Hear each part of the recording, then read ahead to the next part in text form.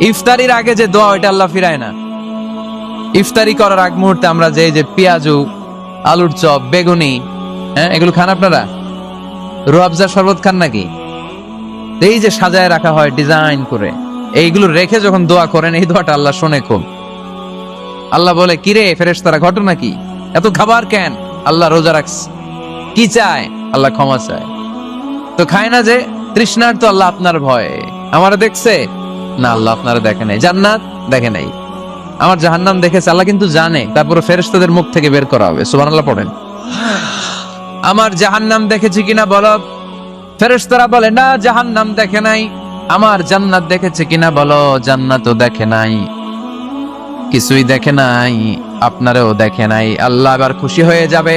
আমার খুশির জন্য আমার ভয়ে তৃষ্ণার্ত ক্ষুধার্ত সামনে খাবার হাত বাড়ালেই খেতে পারে, গ্লাসটা তুললেই পান করতে পারে, আমার ভয়ে খায় না। আমার ক্ষমা চায়, আমার কাছে ক্ষমা প্রার্থনা করে। এখন আমার বান্দা যা দোয়া করবে, বান্দার সব দোয়া আমি কবুল করে নেব। আল্লাহর ভালোবাসা সফট কর্নার খুব গ্রো করে। যোগ্য যে কূপ মারতে হবে, ঠিক কিনা? সময় মতো কাজ করতে হবে। সময়ের 1 ফোঁট, অসময়ের 10 ফোঁট। সময় মতো 1 ফোঁটা দিলে যেই লাভ, অসময়ে 10 ফোঁটা দিলে ওই লাভ হবে না। সময় মতো কাজ করতে হবে। ইফতারের আগ মুহূর্তে বাইনাল আযানি ওয়াল ইকামা, ইকামতের মাঝখানে দোয়া করলে ওই দোয়া আল্লাহ কখনো ফিরিয়ে দেয় না। জোহরের আজান হয়েছে, সুন্নাত নামাজ পড়ে বসে আছেন, মুয়াজ্জিন সাহেব আসে না, ইমাম সাহেবও বেরোয় না। এই সময়টা অনেকে কিছুই করে না, ঘড়ির দিকে তাকায় থাকে, মোবাইল টিপে, পাশের লোকের সাথে কথা বলে। কিন্তু এটা যে it's a very high time to make দোয়া, এটা যে দোয়া করার সবচেয়ে দামি সময়, এটা অনেকে টেরই পায় না। আজান ইকামতের মাঝখানে সময় পাইলে কি করবেন? লিস্ট করবেন কি কি লাগবে। আল্লাহ আমার টাকা লাগবে, আল্লাহ আমার পয়সা লাগবে, আল্লাহ আমার স্বাস্থ্য খারাপ, সুস্থতা লাগবে, আল্লাহ আমার ছেলে নাই, ছেলে লাগবে, আল্লাহ আমার মেয়ে নাই, মেয়ে লাগবে, আল্লাহ আগামী ইলেকশনে আমি দাঁড়াইতে চাই, আমার তুমি চেয়ারম্যান বানাই দিও। এগুলো লিখবেন। সুপার শপে গেলে কিন্তু আমরা লিস্ট করি, চাল লাগবে, ডাল লাগবে, রসুন লাগবে, পেঁয়াজ লাগবে, করি না লিস্ট? দেখেন দুনিয়ার জন্য কত কনসাস আমরা, কত সচেতন। কিন্তু আল্লাহর কাছে কি চাওয়া লাগবে ওইটা নিয়ে টেনশন নাই। লিস্ট করবেন আর চাবেন। এরপর আল্লাহর হাবিব বললেন, দুবুরাস সালাওয়াতিল মাকতুবা, প্রত্যেক ফরজ সালাতের পরে আমরা যে আল্লাহর কাছে দোয়া করি, ওই দোয়া কবুল করে কে? তাসবিহ পড়বেন আগে, এরপরে দোয়া। ওইটা আমাদের দেশে যেটা, ওইটা না। আসসালামু আলাইকুম রাহমাতুল্লাহ, আসসালামু আলাইকুম রাহমাতুল্লাহ, আল্লাহুম্মা আমিন ইয়া আরহামার রাহিমিন। হাসানা এরকম একটা দোয়া আল্লাহর হাবিব কিন্তু এরকম করতেন না, সাহাবারা করতেন না। ওনারা বসে বসে তাসবিহ পড়তেন লম্বা সময়। তাসবিহ পড়ে এরপরে দোয়া করেন, কবুল হবে। আয়াতুল কুরসি পড়বেন, কবুল করে নিবে কে?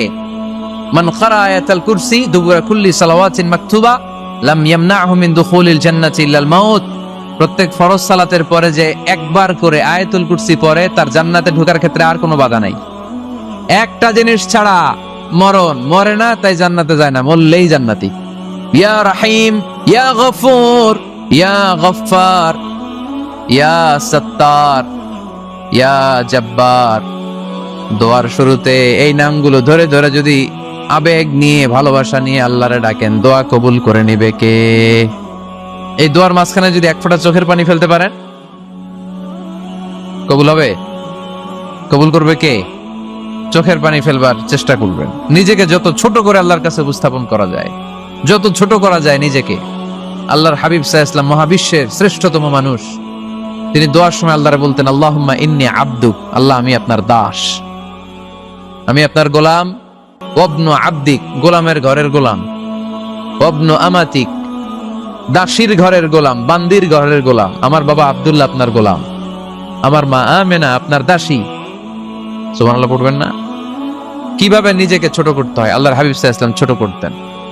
গুনার কথাগুলো স্মরণ করবেন, আল্লাহর বলবেন, আল্লাহ আমি ছাড়া তোমার অনেক বান্দা আছে, কিন্তু তুমি ছাড়া আমার আর কেউ নাই, ঠিক কিনা? এইভাবে যত ছোট করে নিজেকে উপস্থাপন করা যায় দোয়াতে, এই দোয়া কবুল করে নেবে কে? এরপরে সম্মিলিত যদি দোয়া হয়, যিনি দোয়া করবেন তার প্রতিটা দোয়ার পরে আমিন বলা সুন্নাহ। যদি কেউ দোয়া করে রব্বানা আতিনা ফিদ দুনিয়া হাসানাহ ওয়া ফিল আখিরাতি হাসানাহ ওয়া কিনা আযাবান নার, তখন সবাই কি বলবেন? এই পদ্ধতিতে যদি আপনি দোয়া করেন, আল্লাহর কাছে প্রার্থনা করেন আর ফরিয়াদ করেন, আপনার দোয়া কবুল করবে কে? যখনই দোয়া করেন আপনার ডাকগুলো শোনে কে? তারপরেও বিশেষ কিছু সময় আছে, বিশেষ কিছু মুহূর্ত আছে, ওই মুহূর্তগুলোতে দোয়া করলে দোয়া কবুল করে কে? এর মধ্যে একটা মুহূর্ত হলো তাহাজ্জুদের মুহূর্ত। কিসের মুহূর্ত? তাহাজ্জুদ পড়েন তো আপনারা? হ্যাঁ, এখন আওয়াজ নাই গলায়। পড়ি? ফজরের নামাজই পড়তে পারি না হুজুর, তাহাজ্জুদ কেমনে পড়বো? ومن الليل فتهجد به نافلة لك عسى أن يبعثك ربك مقاما محمودا। এটা এমন নামাজ, এই নামাজের পরে দোয়া করলে কবুল করবে কে? ওই মুহূর্তে আল্লাহ প্রথম আকাশে মনোনিবেশ করেন, ডাকতে থাকে, কার কি লাগবে চাও? টাকা লাগবে টাকা দেব, সম্পদ চাও সম্পদ দেব, সম্মান চাও সম্মান দেব, বউ লাগলে বউ দেব। আছে না নাই? লাগবে না? এদিকে তো বেশিরভাগ অবিবাহিত মনে হচ্ছে। বিয়ে করো নাই কারা কারা দেখি? পাইছে, সবার তো বউ লাগবে দেখা যায়। আল্লাহর কাছে চাইবা, দিবে কে? দেয়ার মালিক কে? মনের বাসনা পূরণ করে কে? ওই আল্লাহর কাছে যেন আমরা চাই। বিয়ের কথা শুনলে সব সজাগ, আর ঘুমে ধরে না।